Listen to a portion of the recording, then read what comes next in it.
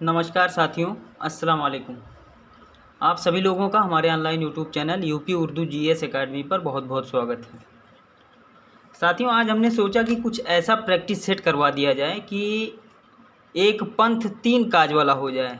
जैसे कि ये प्रैक्टिस सेट जो है वो आपके आर ओ के लिए भी है, जिसमें जीएस 140 नंबर का आता है, और आपका जो जीआईसी है जिसमें जीएस 40 नंबर का आता है।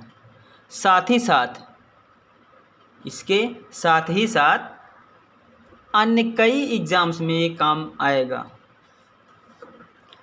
यहाँ तक कि आपका जो यूपी पीसीएस 2021 होने वाला है उसमें भी ये काम आएगा, क्योंकि वो भी उत्तर प्रदेश लोक सेवा आयोग ही करवाएगा। अच्छा, ख़ास बात ये है कि जितना प्रैक्टिस सेट मैं आज के बाद आपको करवाऊँगा ये सब मेरा परचेज़ किया हुआ है। प्रैक्टिस सेट मैंने परचेज़ किया है, और जितने भी नोट्स हैं हमारे पास, चाहे वो हिस्ट्री के हों, ज्योग्राफी के हों, साइंस के हों, पॉलिटी के हों, हिंदी के हों, ये सारे नोट्स मेरा परचेज़ किया हुआ है। तो वही नोट्स मैं जो है अपने ग्रुप पे भेजता हूँ। आज मैंने भेजा था हिंदी का, और कुछ और भेजा था, सब तो नहीं भेजा है मैंने। अब जिसको पूरा नोट्स चाहिए होगा तो थोड़ा बहुत पैसा तो बनता ही है लेने का, क्योंकि मेरा परचेज़ किया हुआ है। थोड़ा बहुत पैसा तो जितना मैंने लगाया है उसका 5% ही लूँगा आपसे। तो जिसको भी चाहिए होगा वो व्हाट्सएप नंबर पे हमारे बताएंगे। बहरहाल जो ये प्रैक्टिस सेट मैं करवा रहा हूँ, ये वैसे तो ये प्रैक्टिस सेट 140 नंबर का है, 140 सवाल है इसमें, लेकिन आज मैं आपको 20 सवाल करवाऊँगा, और 20 और यानी कि 40 सवाल मैं पीडीएफ बना करके आपके व्हाट्सएप जो है हमारा ग्रुप जो है व्हाट्सएप ग्रुप, उस पर मैं भेज दूँगा। जिसमें 20 सवाल तो मैं हल करवाऊँगा, और जो 20 सवाल जो हल नहीं करवा रहा हूँ वो आप लोग हल करिएगा। इस वीडियो के डिस्क्रिप्शन में जब आप जाएंगे तो हमारे व्हाट्सएप ग्रुप का लिंक आपको मिलेगा। व्हाट्सएप ग्रुप का लिंक मिलेगा, उस लिंक पे जाएंगे, ज्वाइन करिएगा, तुरंत जो है पीडीएफ वहाँ से डाउनलोड करके और उसको हल करिएगा। ये मान लीजिए कि ये जो प्रैक्टिस सेट मैं करवा रहा हूँ ये इतना इम्पॉर्टेंट है, चूँकि मैंने परचेज़ किया है, और जब परचेज़ किया है तो इम्पॉर्टेंट हो ही जाता है। और आप सभी लोगों को मैं करवा रहा हूँ, परचेज़ कर कर के करवा रहा हूँ। और जितना नोट्स मेरे पास है, जितने भी सब्जेक्ट का है, सब मैंने परचेज़ किया है सिर्फ आप लोगों के लिए। लेकिन जितना मैंने पैसा लगाया उसका 5% भी नहीं लूँगा आपसे, ये दावा है। क्योंकि मैं बहुत कुछ जो है आपको फ्री में ही दे रहा हूँ, पूरा क्लास फ्री में ही पढ़ा रहा हूँ, सब कुछ फ्री में करवा रहा हूँ। लेकिन इसमें थोड़ा सा मेरा पैसा लगा है तो उसका 5% भी नहीं लूँगा। ये नहीं है कि जितना मेरा लगा है उतना मेरा आ जाए, ऐसा कुछ नहीं, 5% ही लूँगा। तो थोड़ा थोड़ा करके कई लोग लेंगे तो हो जाएगा, तो इसलिए आप सबके लिए भी आसानी रहेगी। ये परचेज़ किया हुआ नोट से कहीं आप पाएंगे ही नहीं, या तो आप 4000 देंगे तब आप पाएंगे। तो मैंने परचेज़ किया हुआ है, और जब मैं आपको दूंगा तो वहीं पर 100-200 में काम हो जाएगा। इसलिए मैं कह रहा था आपके लिए अच्छा ही है, आपके ही भले के लिए ये सारा कुछ मैं कर रहा हूँ, मेहनत। खैर, चलते हैं प्रैक्टिस सेट पर। वीडियो के डिस्क्रिप्शन में जब आप जाएंगे ना तो वहाँ आपको व्हाट्सएप ग्रुप का लिंक मिलेगा। वहाँ लिंक में जा करके व्हाट्सएप ग्रुप ज्वाइन करके वहाँ से पीडीएफ इस प्रैक्टिस सेट का डाउनलोड कर लीजिएगा। 40 सवाल मैं दूंगा पीडीएफ बना करके, लेकिन यहाँ मैं इस वीडियो में आपको 20 ही सवाल हल करवाऊंगा। तो चलते हैं प्रैक्टिस सेट की ओर। इस प्रैक्टिस सेट को हल करते समय खास बात ये रहेगी साथियों कि ये प्रैक्टिस सेट जो है वो बिल्कुल आपके पीसीएस लेवल या आरओ के लेवल, कठिनाई का स्तर वही है। आरओ यूपी पीसीएस जैसे अपना पेपर बनाता है, कठिनाई का लेवल बिल्कुल वही है। तो चलते हैं क्वेश्चंस की ओर। पहला प्रश्न पूछा गया है, खास बात एक और भी है कि मैं डिस्क्रिप्शन आपको बताता रहूँगा। निम्नलिखित जलधाराओं में कौन सी जलधारा गर्म जलधाराएं हैं? पूछा गया है कि इन 4 जलधाराओं में कौन सी जो जलधारा है वो गर्म जलधारा है। फॉकलैंड, ब्राज़ील, लेब्राडोर, कनारी। तो इन चारों में से कोई 2 या 1 या 3 ऐसी कोई जितनी जलधाराएं हैं वो पूछ रहा है कि गर्म जलधारा कौन सी है। तो आप ये जान लीजिए कि जो ब्राज़ील जलधारा है ये अटलांटिक महासागर में प्रवाहित होने वाली गर्म जलधारा है। ये अब गर्म ही पूछ रहा है, तो जो ब्राज़ील जलधारा ये अटलांटिक महासागर में प्रवाहित होती है और ये गर्म जलधारा है। तो इस हिसाब से आपका ऑप्शन नंबर सी बिल्कुल सही हो जाएगा। बाकी फॉकलैंड है, लेब्राडोर है, कनारा है, ये सब ठंडी जलधाराएं हैं, ध्यान में रखिएगा। अगले सवाल पे चलते हैं। अगला सवाल है कि उपनिषद काल में राजा जनक शासक थे, कहाँ के शासक थे? पांचाल के या केकय के या विदेह के या काशी के? पूछ रहा है उपनिषद काल में राजा जो जनक थे वो कहाँ के शासक थे।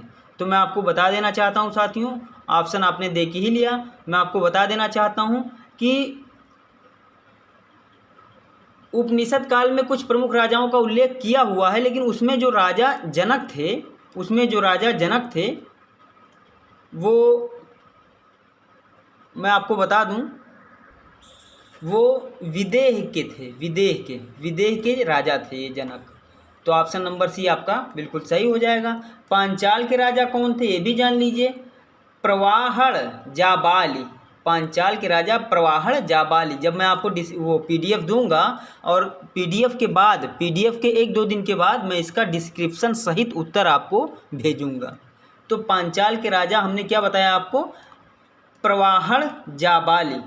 और वहीं पर अगर केकय के राजा की बात में करें, केकय के राजा के बारे में मैं बात करूं, अगर केकय के राजा के बारे में, तो केकय के राजा थे अश्वपति। कौन थे? अश्वपति। वहीं पर काशी के राजा के बारे में अगर हम बात करें तो काशी के राजा थे उस समय उपनिषद काल में अजातशत्रु। तो पांचाल के राजा कौन थे, केकय के राजा कौन थे, काशी के राजा कौन थे, इन सब चीज़ों को ध्यान में रखिएगा। वेदेह के राजा तो जनक थे। तो अगले सवाल पे चलते हैं। 20 ही सवाल मैं हल करवाऊंगा, बाकी जो 20 सवाल है वो आपको हल करने के लिए दूंगा। उसके बाद मैं जो 40 प्रश्न है सभी प्रश्नों का एक पीडीएफ बनाकर डिस्क्रिप्शन सहित आपको दूंगा। ये आपके आरओ में भी काम आएगा, आपके यूपी पीसीएस 2021 में भी काम आएगा, साथ ही साथ आपका जो यूपी पीएससी करवा रही है ना जीआईसी का पेपर, उसमें भी काम आएगा, क्योंकि यूपी पीएससी का लेवल एक ही रहता है।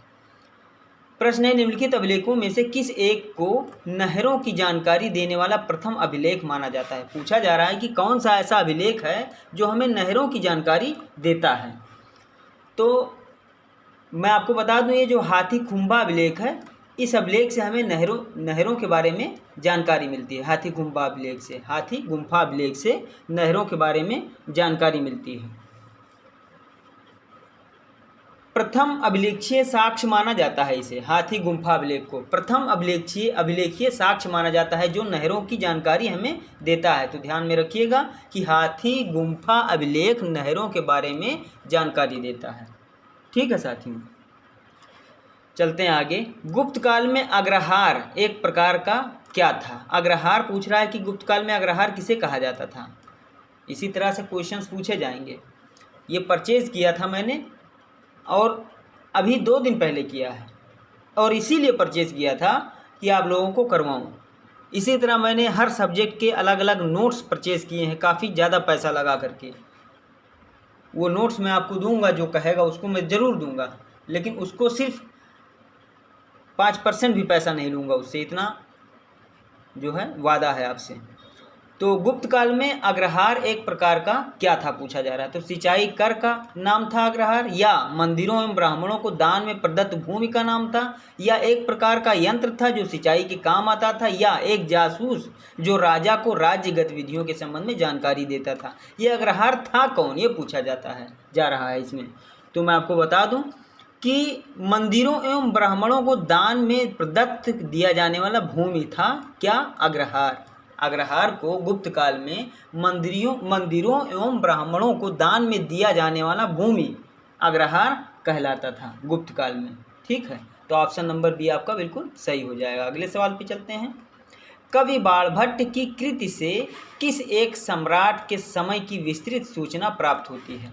कवि बाणभट्ट की कृति से किस, ये सब प्राचीन इतिहास का जो है प्रश्न पूछा गया है, अभी प्राचीन इतिहास का ही चल रहा है। कवि बाणभट्ट की कृति से किस एक सम्राट के समय की विस्तृत सूचना मिलती है? यानी कि कहने का मतलब है कि बाणभट्ट ने जो कृति की लिखा हुआ है उससे किस एक सम्राट के विषय में जानकारी मिलती है? हर्षवर्धन के बारे में, या यशोवर्मन के बारे में, या नंदवर्धन के बारे में, या गोपालवर्धन के बारे में? तो मैं आपको बता दूं कि जो बाणभट्ट की कृति है उससे हमें हर्षवर्धन के बारे में जानकारी मिलती है, हर्षवर्धन के बारे में। तो इस तरह से आपका विकल्प नंबर ए बिल्कुल सही हो जाएगा। तो अगले पेज पे चलते हैं। अगले पेज पे साथियों प्रश्न है कि निम्नलिखित युग्मों में से कौन सा सुमेलित है या सुमेलित कौन सा सुमेलित है। मतलब 3 ऐसा है कि जो सुमेलित नहीं है और एक ही ऐसा है जो सुमेलित है। तो पूछ रहा है कि कौन सा सुमेलित है, या 1 है या 2 है या 3 है, कितना सुमेलित है ये पूछ रहा है। इसमें से जो गलत है, ये जो सुमेलित नहीं है वो आपको नहीं बताना है, आपको बताना है जो सुमेलित है।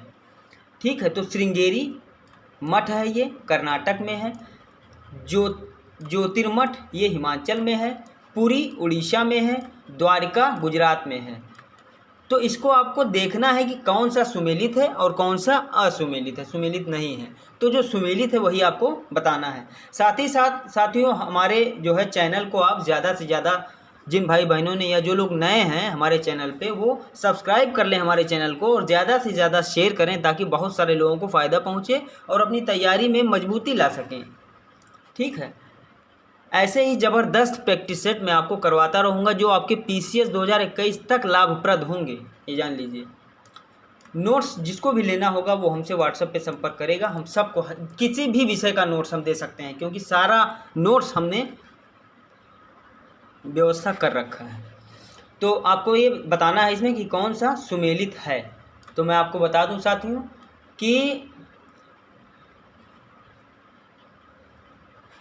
जो श्रृंगेरी है वो कर्नाटक में ही है, तो ये सुमेलित है। पूछ रहा है कौन सुमेलित है, तो सुमेलित जो है वही मैं बताऊंगा। श्रृंगेरी कर्नाटक में ही है और ज्योतिर्मठ ये हिमाचल प्रदेश में नहीं है, ये असुमेलित है, ये गलत है। पुरी उड़ीसा में ही है, बिल्कुल सही है, ये भी सुमेलित है। द्वारका गुजरात में है, ये भी सुमेलित है।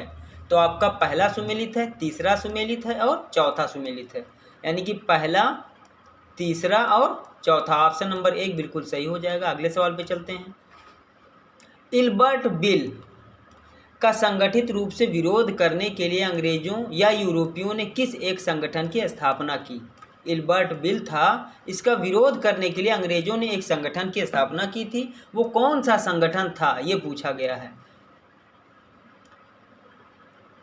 वो कौन सा संगठन था, तो मैं आपको बता दूं साथियों कि जो इल्बर्ट बिल है वो एक ऐसा बिल था कि जो है भारतीय जो न्यायाधीश थे उस समय, अंग्रेज़ों के समय, उनको ऐसे मामलों की भी सुनवाई करने की इजाज़त मिल गई थी जिसमें यूरोपीय लोग भी शामिल थे। तो इस तरह से अंग्रेज़ों और यूरोपियों ने मिलकर इनका इल्बर्ट बिल का विरोध किया और विरोध करने के लिए एक संगठन बनाया। उस संगठन का नाम है यूरोपियन डिफेंस एसोसिएशन।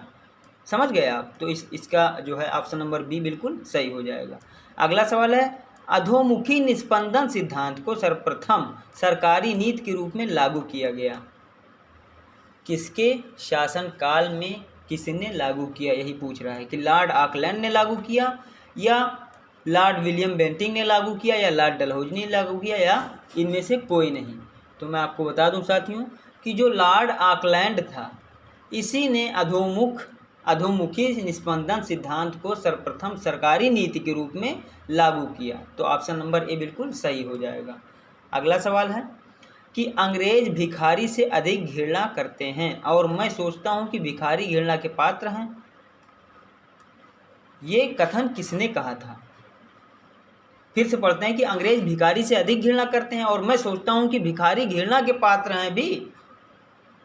मतलब भिखारी तो घृणा के पात्र नहीं है, ये किसने कहा था। तो मैं आपको बता दूं साथियों कि जो लाला लाजपत राय थे इन्होंने ही कहा था कि अंग्रेज भिखारी से अधिक घृणा करते हैं और मैं सोचता हूं कि भिखारी घृणा के पात्र है भी कि नहीं भी हैं। ठीक है, तो ये जब कथन आ जाएगा तो आप लगाइएगा लाला लाजपत राय। अगले पेज पे चलते हैं। तो अगला सवाल है साथियों कि अब्दुल हमीद लाहौरी जो एक राजकीय इतिहासकार थे किस मुग़ल शासक के दरबार में रहते थे। क्वेश्चन पूछा जा सकता है, जीएस का है, ये हिस्ट्री का है ये सवाल कि अब्दुल हमीद लाहौरी जो एक राजकीय इतिहासकार थे किस मुग़ल शासक के दरबार में रहते थे। अकबर के या औरंगज़ेब के या शाहजहाँ के या मोहम्मद शाह के। तो मैं आपको बता दूं साथियों कि जो शाहजहाँ थे इन्हीं के दरबार में ये अब्दुल हमीद लाहौरी रहते थे, इन्हीं के दरबार में रहते थे, ये एक इतिहासकार थे। तो ऑप्शन नंबर सी बिल्कुल सही हो जाएगा। अगला सवाल है, निम्नलिखित युग्मों में से कौन सा सुमेलित है। फिर पूछ रहा है कौन सा सुमेलित है, दो सुमेलित है या एक सुमेलित है या एक भी नहीं सुमेलित है, आपको बताना है। भारतीय पत्रकारिता का राजकुमार किसको कहा जाता है, कृष्णदास पाल। दूसरा है भारतीय समाचार पत्रों का मुक्तिदाता किसको कहा जाता है, चार्ल्स मेटकॉफ को। तीसरा है देसी भाषा समाचार पत्र अधिनियम 1878 किसने लागू किया, लॉर्ड लिटन ने। तो अब ये तीनों में से कौन सा सही है ये बताना है, दो सही है या एक सही है या तीनों गलत है ये आपको बताना है, ये आपका विकल्प है। ठीक है, तो मैं आपको बता दूं साथियों कि इनमें से पहला भी सही है, दूसरा भी सही है और तीसरा भी सही है। तो इस तरह से आपका विकल्प नंबर डी बिल्कुल सही हो जाएगा। भारतीय पत्रकारिता का राजकुमार कृष्णदास पाल को ही कहा जाता है। भारतीय समाचार पत्रों का मुक्तिदाता चार्ल्स मेटकॉफ को कहा जाता है। देसी भाषा समाचार पत्र अधिनियम 1878 में किसने लागू किया था, लॉर्ड लिटन ने लागू किया था। तो इस तरह से तीनों सही हो जाते हैं। अगले सवाल पे चलते हैं। निम्नलिखित सूफी संतों में से कौन एक अपने उदार एवं सहिष्णु दृष्टिकोण के कारण महबूबे इलाही के नाम से प्रसिद्ध थे। कौन से ऐसे सूफी संत थे जो महबूबे इलाही के नाम से प्रसिद्ध थे। तो मैं आपको बताना चाहता हूँ साथियों कि जो निजामुद्दीन औलिया थे इन्हीं को महबूबे इलाही के नाम से भी जाना जाता था, ये महबूबे इलाही के नाम से प्रसिद्ध थे। तो ऑप्शन नंबर बी आपका बिल्कुल सही हो जाएगा। अगले सवाल पे चलते हैं कि निम्न कथनों पर विचार कीजिए और बताइए कौन सा कथन सही है। ठीक है, तो ये कथन वाला है। देखिए पहला कथन क्या है, कर्नाटक का प्रथम युद्ध सेंट थोमे के युद्ध के लिए स्मरणीय है। ये पहला कथन है। दूसरा है ब्रिटिश ईस्ट इंडिया कंपनी ने बम्बई फ्रांसीसियों से प्राप्त किया था। बम्बई फ्रांसीसियों से प्राप्त किया था। दो कथन है, अब इन दोनों में आपको बताना है कि कौन सा सही है और कौन सा गलत है। तो केवल एक सही है या केवल दो सही है या दोनों सही है या ना तो एक सही है ना तो दो सही है। तो मैं आपको बताना चाहता हूं कि दूसरा वाला बिल्कुल गलत है, दूसरा वाला बिल्कुल गलत है, क्योंकि ब्रिटिश ईस्ट इंडिया कंपनी ने जो बम्बई प्राप्त किया था वो फ्रांसीसियों से नहीं पुर्तगालियों से प्राप्त किया था, पुर्तगालियों से। ठीक है, पुर्तगालियों से, पुर्तगाल से। ठीक, बम्बई पुर्तगाल से प्राप्त किया था, पुर्तगालियों से। तो ये हो गया गलत। पहला वाला कर्नाटक का प्रथम युद्ध सेंट थोमे के युद्ध के लिए स्मरणीय है, बिल्कुल सही है। तो पहला ऑप्शन बिल्कुल सही है, ए वाला। तो चलते हैं अगले पेज पे। तो अगला सवाल है साथियों कि निम्नलिखित घटनाओं में से कौन सी एक कालक्रम के अनुसार अंतिम स्थान पर है। ऐसे ही सवाल पूछे जाएंगे, या तो कालक्रम लगाने के लिए आएगा या तो पूछ लिया जाएगा कि सबसे बाद में कौन सी घटना हुई है। तो देखिए कौन सी घटना सबसे बाद में हुई है। व्यक्तिगत सत्याग्रह तो आप जानते हैं 1940 में हुई थी। कब हुई थी, 1940 में हुई थी। ठीक है, व्यक्तिगत सत्याग्रह 1940 में हुई थी। बम्बई में भारतीय नौसेना का विद्रोह, बम्बई में भारतीय नौसेना का विद्रोह कब हुआ था साथियों, ये 1946 में हुआ था। कब हुआ था, 1946 में हुआ था। ठीक है, वेवेल योजना, वेवेल योजना 1945 में आया था, बनाया गया था 1945 में। भारत छोड़ो आंदोलन, भारत छोड़ो आंदोलन साथियों जो है वो आपका 1942 में हुआ था, 1942 में। तो इस हिसाब से आप ये देख सकते हैं कि कौन सबसे अंतिम में था। अंतिम में कौन था सबसे, बम्बई में नौसैनिक विद्रोह 1946 में। तो अंतिम में यही था। तो ऑप्शन नंबर बी आपका सही हो जाएगा। अगले सवाल पे चलते हैं। तो अगला सवाल है कि निम्नलिखित में से कौन सा युग्म सही सुमेलित नहीं है। अब की बार पूछा है इसने कि कौन सा सही सुमेलित नहीं है। Indu Prakash, MG Ranade, Native Opinion, BN Mandlik, Bombay Chronicle, Gopal Krishna Gokhale, Indian Mirror, Devendranath Tagore, ये सब किताबें हैं, ये लेखक हैं उनके। ठीक है, तो पूछ रहा है कौन सा सुमेलित नहीं है। इसमें से तीन तो सुमेलित है, एक ही ऐसा है जो सुमेलित नहीं है। तो मैं आपको बता दूं साथियों कि जो बॉम्बे क्रॉनिकल है ये इंदु प्रकाश एमजी रानाडे बिल्कुल सही है। नेटिव ओपिनियन बीएन राव बिल्कुल सही है। इंडियन मिरर देवेंद्र नाथ टैगोर बिल्कुल सही है। जो बॉम्बे क्रॉनिकल है ये फिरोज शाह मेहता ने लिखा था। किसने? फिरोज शाह मेहता ने लिखा था बॉम्बे क्रॉनिकल। तो इसलिए ये हो गया गलत और यही ऑप्शन हो गया सही। यही पूछ रहा है कि गलत कौन सा है। 16वें चलते हैं कि vitamin B6, vitamin B12, vitamin vitamin E और विटामिन ए, ये पूछ रहा है कि कौन सा बेमेल है, मतलब कौन सा सुमेलित नहीं है।